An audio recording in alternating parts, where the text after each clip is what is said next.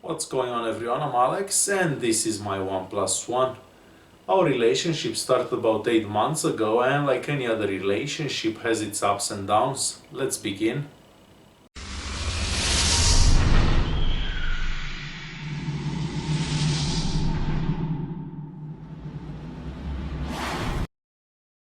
As most of you know, this device costs about $349 for the 64 gig version, like this one.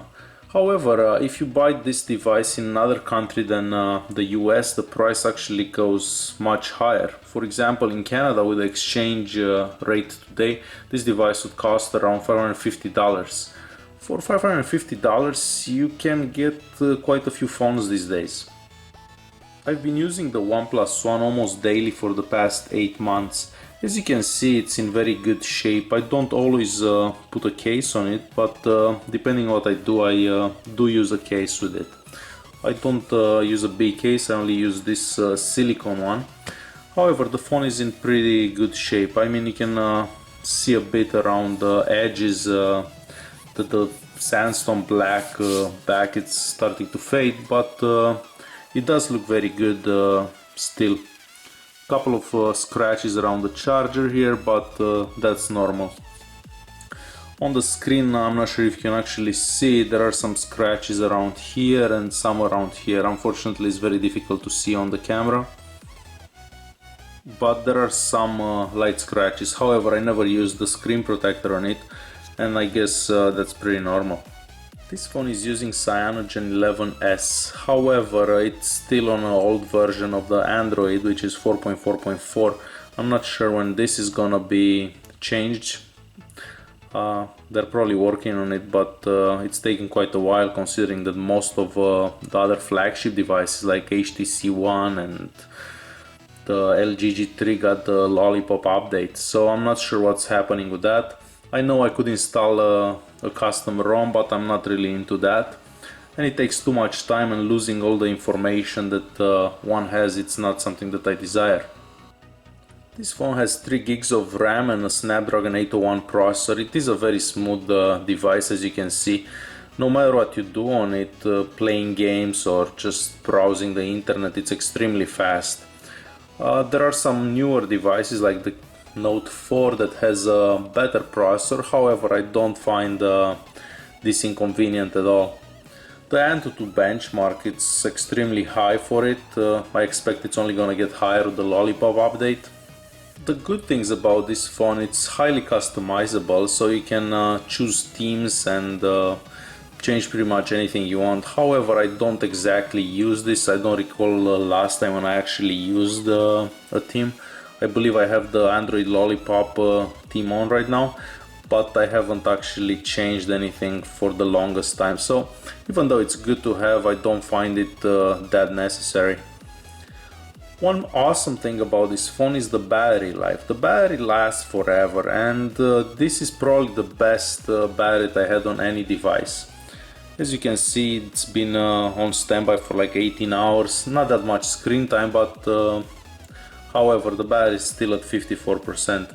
So the battery lasts an entire day no matter what you do with the device, which is really nice. The camera on this device is not bad either. The 13 megapixel sensor on the rear, it's very good. It takes good pictures depending on the lighting conditions. However, you have to keep in mind this is a phone and it's not exactly a camera. You have an option to take raw pictures, which gives you a lot of editing possibility, and you can take 4K videos. However, this is not a camera, as I said, it's a phone, so you can only do this much. The following pictures that you can see are taken with the OnePlus One. There is just a bit of editing on top of them, and as you can see, they look pretty good. Videos are equally good depending what settings you have on it. I've found that the best videos are at 1080p, but again, you can take 4K videos as well with it. The screen is pretty bright on this device, as you can see. You can see perfectly fine in daylight. Some phones, not the newest ones, have trouble in daylight. So as you can see, the brightness is awesome, and there are lights pointing at the device right now. so I don't have any issues with the screen, even though it's a 1080p display and other phones on the market have like a 2K display. I don't find that necessary, and I think it just wastes battery for no reason. Now getting to the bad sides of this phone, the bezels here are extremely high. As you can see, the bezels are just enormous. Like, if the bezels would have been slightly smaller, the phone would have been easier to hold and easier to use. However, that's not the case, and the bezels are just big. I'm happy that it has two sets of buttons. You can either have the buttons right here, which barely light up, as you can see, and you can have buttons on the screen. However, I wish these buttons at the bottom would light up a bit brighter. One other horrible thing about this device is typing on it. Typing, it's almost impossible. I am the slowest typer on this device. When I get my OnePlus One device, it's much faster. The screen is either too responsive or just not responsive at all. The updates try to fix this, but I don't think this is fixable just like that. I'm using SwiftKey because it predicts words much better, because otherwise I just cannot type on this device. So that is one big issue that I have with this device. Another issue that I have with this device, it's the call quality. The call quality is just horrible. It is the worst phone that I have ever had.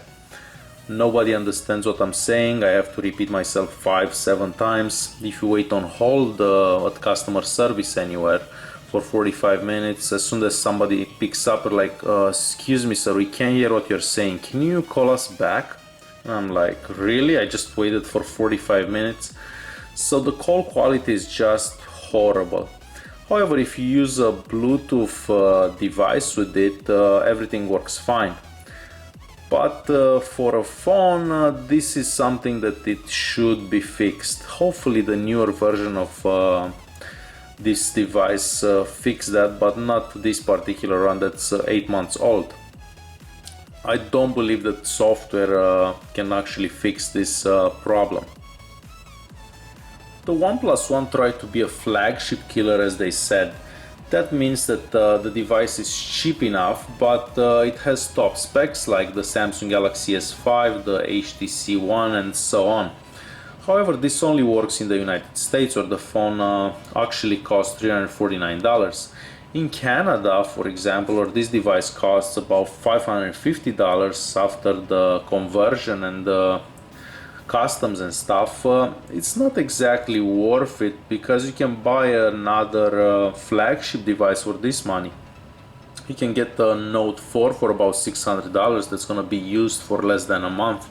That is pretty decent in my opinion. So I don't exactly like this device, just because I couldn't talk on it and I couldn't type on it, which are pretty good points. However, I do like the battery life and the screen on it. I mean, the 5.5-inch screen looks awesome in daylight, and the battery just lasts forever. I never had to charge this device twice in the same day. So it could have been a bit better, but it wasn't. Considering that it's gonna lose the cyanogen software for the next model, I mean, this is just gonna be another Chinese phone with a Chinese-made software. So I'm not sure how good that's gonna do. However, leave your comments below, don't forget to subscribe, and thanks for watching.